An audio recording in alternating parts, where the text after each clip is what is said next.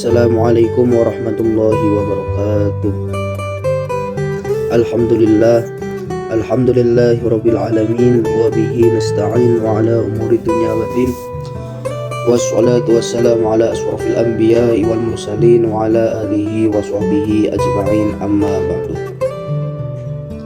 Yang saya hormati Bapak dosen, yaitu Bapak Dr. Tamsikuddin MPD. Yang saya hormati semua mahasiswa PJJ Prodi PAI atau Pendidikan Agama Islam Universitas Syekh Nurjati Cirebon.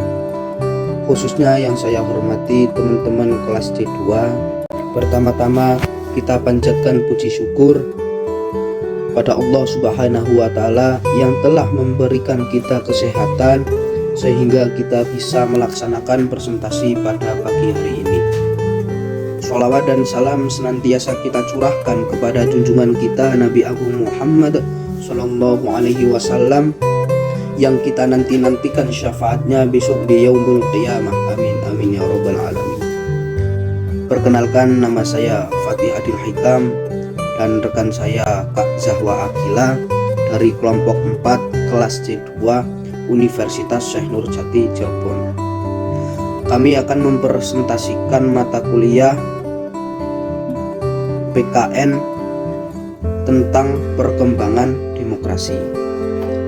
Pada kesempatan ini kita akan membahas mengenal perkembangan demokrasi dari masa ke masa.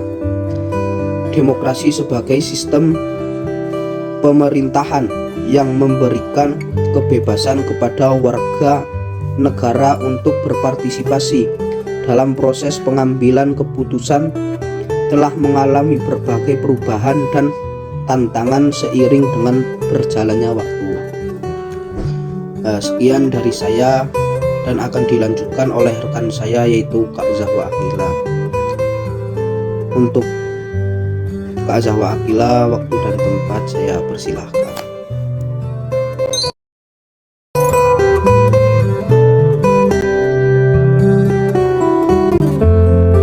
Terima kasih Kak Fatih. Baik, saya Zahwa Akila akan menyampaikan materi inti dari makalah kami yang berjudul Perkembangan Demokrasi dari zaman Yunani kuno hingga era modern. Kita semua pasti familiar dengan istilah demokrasi. Jadi, sebelum masuk ke pembahasan lebih jauh, mari kita pahami dulu asal-usul kata demokrasi itu sendiri. Kata ini berasal dari bahasa Yunani, demos yang artinya rakyat, dan kratos yang artinya kekuasaan. Di sini artinya jelas, demokrasi adalah kekuasaan yang ada di tangan rakyat. Sistem pemerintahan di mana kekuasaan tertinggi berada di tangan rakyat. Pemerintah bertugas menjalankan amanah rakyat dan semua kebijakan seharusnya berpihak kepada kepentingan rakyat banyak, bukan hanya segelintir elit. Bahkan menurut Abraham Lincoln, demokrasi artinya pemerintahan dari rakyat, oleh rakyat, dan untuk rakyat.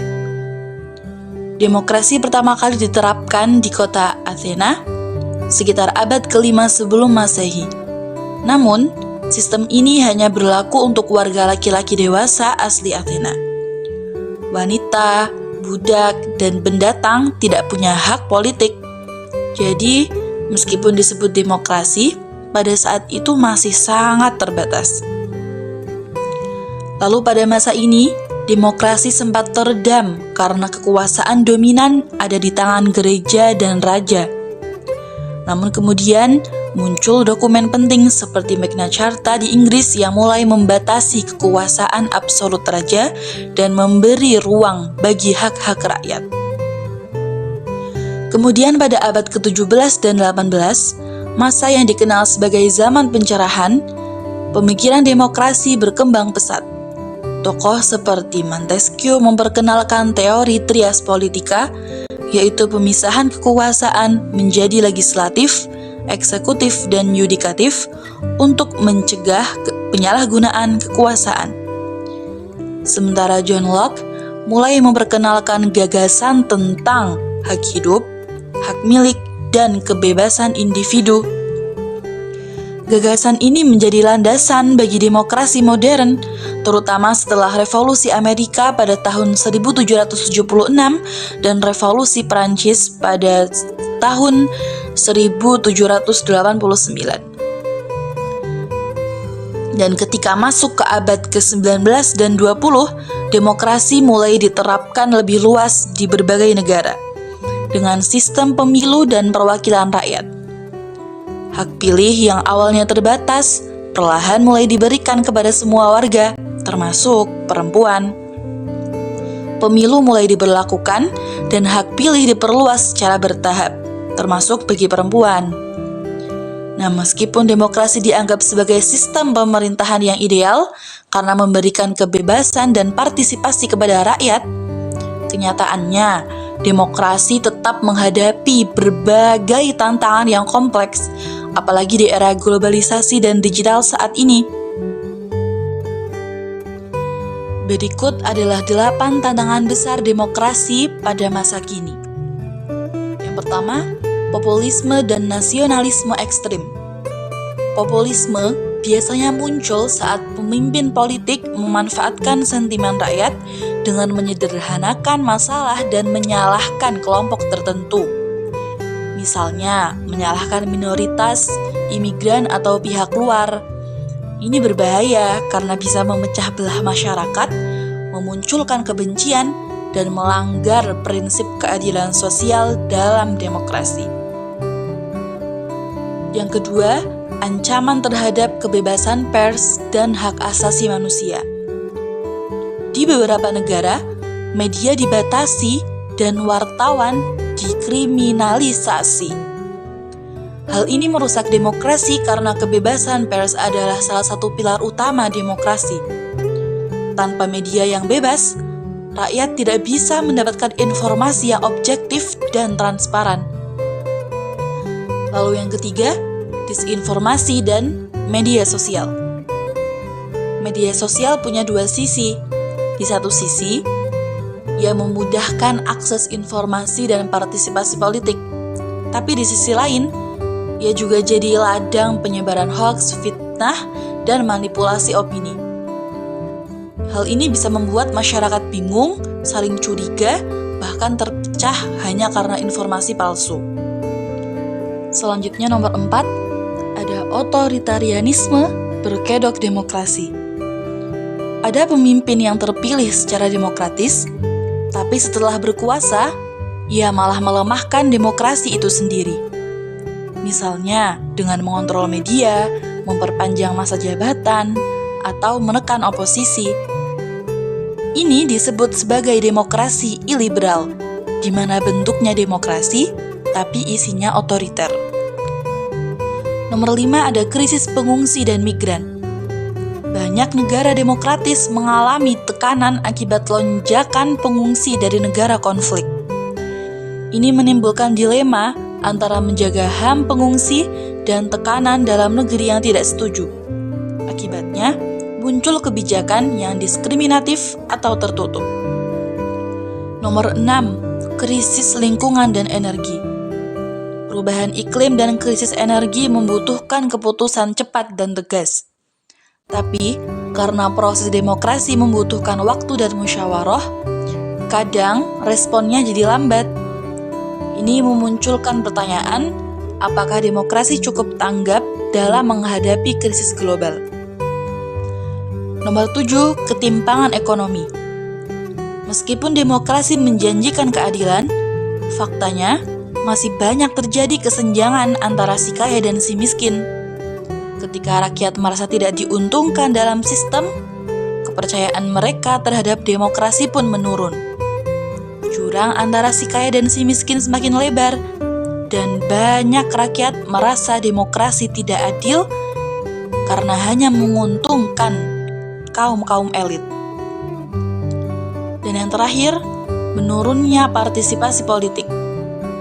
Banyak masyarakat, terutama generasi muda, yang apatis atau cuek terhadap urusan politik.